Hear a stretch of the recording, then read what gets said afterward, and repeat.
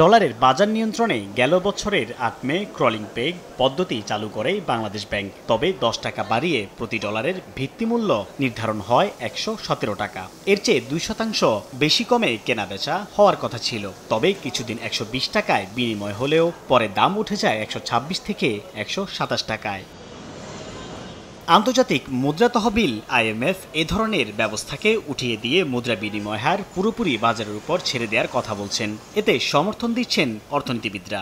IMF এর যেটা পরামর্শ ছিল যে পরীক্ষামূলকভাবে প্রথমে আপনারা ছেড়ে দিতে পারেন, তারপর যদি দেখেন যে এরপরে ভলাটিলিটি অনেক বেড়ে গেছে আবার ক্রলিং পেগে ফিরে আসতে হবে, যে বাজারকে আরও ক্লোজলি মনিটর করবে, আরও কন্ট্রোল ব্যবস্থা নিতে পারেন।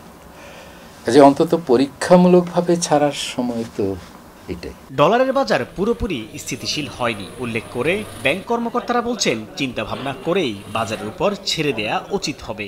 ইন্টারব্যাংকটা যেদিন আমরা বুঝতে পারবো পুরোপুরি অ্যাক্টিভ হয়ে গেছে, যেদিন আমরা দেখতে পাবো যে মার্কেট ডিপেন্ডেন্সি রেমিটেন্স থেকে ইন্টারব্যাংকের উপর সবচেয়ে বেশি, এটা আমরা ২২-এর আগে দেখতে পেয়েছি, ওই রকমটা হতে পারলে হয়তো আমরা বুঝতে পারতাম যে this is the time.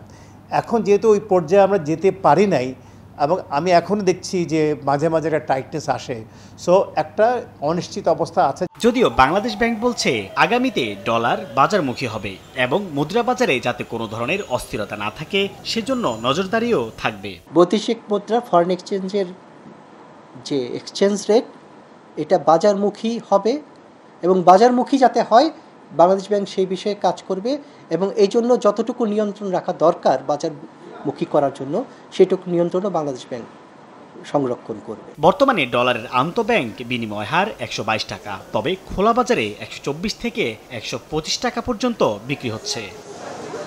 Saiful Islam, সময় সংবাদ, ঢাকা।